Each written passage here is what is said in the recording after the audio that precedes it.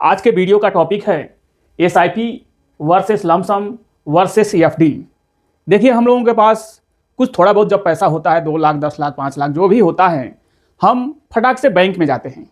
और बैंक में जाते हैं तो बैंक के जो भी कर्मचारी हों, खास करके प्राइवेट बैंक में ऐसा होता है कि वो आपका 5 लाख रुपया, यदि आप बोले कि सर हमको 5 लाख रुपया इन्वेस्टमेंट करना है, कुछ ना कुछ फंड वो आपको चिपका देंगे।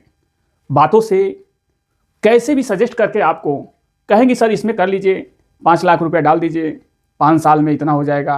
कुछ यूलिप प्लान भी चिपका देंगे, जो कि आदमी ये सोचता है चलिए हम 5 लाख रुपये डाल दिए, 10 साल बाद, 15 साल बाद या 5 साल बाद हमको अच्छा रिटर्न, अच्छा बेनिफिट मिल सकता है। लेकिन ऐसा होता नहीं है। तो आपको वो अपना फंड बेचने का कोशिश करते हैं, भरपूर कोशिश करेंगे, लेकिन उसी में जो थोड़ा जानते हैं इस सब के बारे में, तो उस सब चंगुल में फंसते नहीं हैं। तो आज ये पूरा वीडियो देखिए। वीडियो आपको अच्छा लगे तो चैनल को आप जरूर सब्सक्राइब कीजिएगा, लाइक कीजिएगा और कमेंट बॉक्स में कमेंट तो अवश्य कीजिएगा। वीडियो अच्छा लगे तो ये वीडियो एजुकेशनल पर्पज से है, जानकारी के लिए ये वीडियो है। बस आपको यही समझना है कि कहाँ बेनिफिट हमको अधिक मिल सकता है। देखिए, जो रिस्क लेगा वही बेनिफिट लेगा। तो आप पूरा वीडियो देखेंगे तो आपको समझ में आ जाएगा SIP versus lump sum versus FD कौन ज़्यादा बेनिफिट दे सकता है। पहला नंबर चलते हैं एफडी में, समझ लेते हैं। आप 5 लाख रुपया लेके गए या 5.5 लाख रुपया लेके गए, जो भी लेके गए, 15 साल के लिए सोचे कि हम चलो 15 साल के लिए, 15 साल में कोई पैसे का काम नहीं है, अब 15 साल के लिए हम एफडी में रख देते हैं पैसा। तो हमने 5,40,000 का लमसम का, 5,40,000 का एफडी का और 5,40,000 का एसआईपी का, ये हमने कैलकुलेट करके आपको बताया है। नीचे भी आपको फंड हम बताएंगे, आप पूरा वीडियो देखेंगे तो आपको समझ में ये आ जाएगा। तो चलिए पहले जानते हैं एफडी में। एफडी में अगर 15 साल के लिए आप पैसा रखते हैं तो 5,40,000 का हमने कैलकुलेट किया है।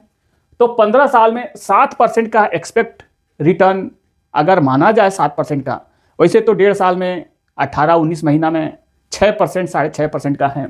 तो हम 15 साल के लिए यदि मानते हैं तो 7% का मान लीजिए, तो ये 14,89,000 ये होता है। यानी 5,40,000 का 15 साल में 7% से 14,89,000। अगर आप महंगाई देखेंगे तो वो भी 6-7% से महंगाई भी बढ़ता है। अप्रोक्स 7% का ही ग्रोथ माना जाए इन्फ्लेशन का, तो वो भी यही होगा। यानी ये 5,40,000 का 15 साल में आपका ये वैल्यू 14 लाख 15 लाख समथिंग हो सकता है। महंगाई दर जो इस समय 5,40,000 में जो सामान लेंगे, 15 साल आगे आप 15 लाख समथिंग दे सकते हैं उस सामान के लिए। तो ये तो हो गया एफडी में।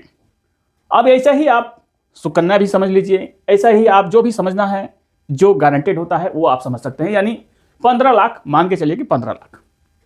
अगर आप एसआईपी करते हैं हर महीना 3,000 रुपया, ये एक मुश्त नहीं, हर महीना 3,000, 15 साल और 12% का एक्सपेक्ट रिटर्न इंडेक्स के मुताबिक माना जाए, तो ये 15 साल में 3,000 रुपया पर महीने के एसआईपी से 5,40,000 रुपया ये जाता है।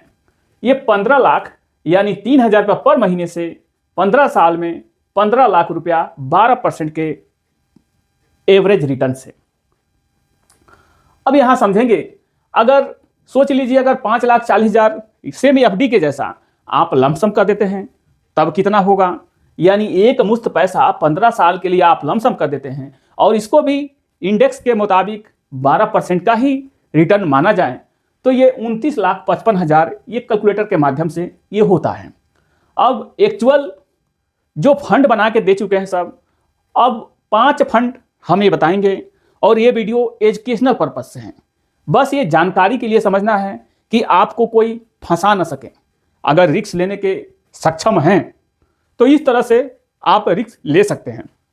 अब देखेंगे ईडलवाइज मिड कैप। हमने मिड कैप का 5 मिड कैप फंड हमने सेलेक्ट किया है और एसआईपी 3,000 रुपये महीने का एसआईपी और 5,40,000 का लमसम का 15 साल में कितना बना के दे चुका है ये पास्ट में, वो हमने ये सेलेक्ट किया हुआ है। तो आप ये पूरा वीडियो देखेंगे तो आपको समझ में आ जाएगा। उससे कहीं बेहतर ये ऑप्शन हो सकता है, बस इतना होता है कि इसमें गारंटेड कुछ भी नहीं होता है। लेकिन गारंटी से कहीं ज़्यादा मिलने की संभावना इसमें रहती है। यानी जो रिस्क लेगा वही बेनिफिट पाएगा। एफडी में आपको कोई भी रिस्क नहीं है। एफडी में आपको लिखित मिलेगा कि हाँ भाई, आप ये 5,40,000 डाले हैं, 15 साल बाद निकालेंगे तो आपको इतना मिलेगा। वो लिखित दे देगा, आपको एक पर्ची थमा देगा, भैया ले जाके अपने घर पे रख लीजिए। लेकिन इसमें कोई लिखित नहीं मिलेगा कि इतना रिटर्न मिलेगा। वैसे तो आप करेंगे तो आपके पास ईमेल के द्वारा या बैंक से करेंगे तो बैंक के द्वारा प्रूफ मिलेगा, लेकिन मैच्योरिटी नहीं मिलेगी। यही इसमें एक कमी है।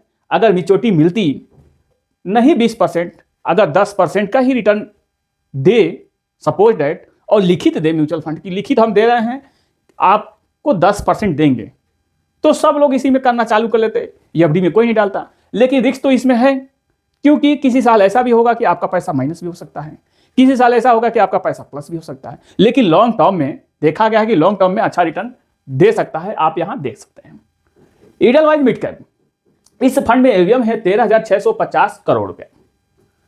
3,000 रुपया पर महीने के एसआईपी से 15 साल में 5,40,000 ये जाता है। 20.38% के रिटर्न से 29 लाख ये पास्ट में बना के दे चुका है, पीछे बना के दे चुका है। अब आप सोचिए कहाँ ये लमसम का पैसा, ये 14,90,000 पकड़ लीजिए, और मात्र एसआईपी का पैसा आप यहां देखेंगे कि 29 लाख ये पास्ट में बनाया है। अगर वही 5,40,000 अगर एक मुश्त आप लमसम कर देते हैं इसी फंड में, यही fund Edelweiss mid cap fund में, तो ये 15 साल में 18.78% का रिटर्न दिया है। ये 71,37,000, ये 5,40,000 का 71,37,000 ये पास्ट में बना के दे चुका है। ये एचडीएफसी मिड कैप, इस फंड में एवीएम है 92,642 करोड़ रुपया। इतना ये पैसा फंड मैनेज करता है। 3,000 रुपये महीने के एसआईपी से 15 साल में 5,40,000 इसमें भी जाता है। 19.96% के रिटर्न से 28 लाख ये भी पास्ट में बना के दे चुका है, पास्ट में दे चुका है। फ्यूचर में एक्सपेक्ट कर सकते हैं कि हो सकता है। इसी फंड में लमसम कर देते हैं, जैसे एफडी में आप एक ही बार 5,40,000 का जो हमने ऊपर बताया है, वैसे ही 5,40,000 ही लमसम कर देते हैं एक मुश्त इसी एचडीएफसी मिड कैप में, बैंक के माध्यम से या ऐप वगैरह के माध्यम से या ऑनलाइन के माध्यम से। तो आप देखेंगे कि ये 5,40,000 का 15 साल में यही फंड 18.7% के रिटर्न से 70 लाख ये पास्ट में पीछे 15 साल पीछे से अब तक ये बना के दे चुका है 5,40,000 का। उसके बाद आता है इनस्को इंडिया मिड कैप। इस फंड में एवीएम है 10,296 करोड़ रुपया। 3,000 रुपया पर महीने के एसआईपी से 15 साल में 5,40,000 इसमें भी जाता है, सेम वही 19.72% के रिटर्न से 27 लाख ये भी पास्ट में बना के दे चुका है। अगर इसी फंड में कोई लमसम किया होता 15 साल पीछे 5,40,000 और ये 15 साल में 18.43% के रिटर्न से 68 लाख ये भी पास्ट में बना के दे चुका है। कोटक मिड कैप, इस फंड में एवीएम है 60,637 करोड़ रुपया। ये इतना पैसा मैनेज करता है। यदि कोई 15 साल पीछे से 3,000 रुपये महीने का एसआईपी किया होता तो 5,40,000 इसमें भी जाता है। 19.39% के रिटर्न से 26,81,000 ये भी पास्ट में जनरेट करके दे चुका है। अगर ये 3,000 महीना का न करके अगर एक मुश्त एफडी के जैसा इसमें भी 5,40,000 15 साल पीछे कोई डाला होता तो ये 17.61% के रिटर्न से Kotak mid cap 61 lakh past में जनरेट करके दे चुका है। अब चलते हैं निप्पॉन इंडिया मिड कैप। इस फंड में एवीएम है 42,124 करोड़ रुपया। अब सोचिए इतना पैसा ये फंड मैनेज करता है। अब यहां समझते हैं 3,000 रुपये महीना 15 साल पीछे से इसमें भी कोई किया होता तो 5,40,000 इसमें भी जाता है। 18.64% की रिटर्न से 25 लाख एसआईपी का पैसा 25 लाख ये पास्ट में जनरेट करके दे चुका है। अगर कोई इसमें लमसम किया होता 15 साल पीछे 5,40,000, 15.71% की रिटर्न से 48,19,000 ये भी पास्ट में जनरेट करके दे चुका है। ध्यान देने वाली बात है, अगर आपने एफडी में पैसा डाला तो मान कर चलिए कि 14,89,000 15 लाख सपोज दैट, सीधा सीधा 15 लाख।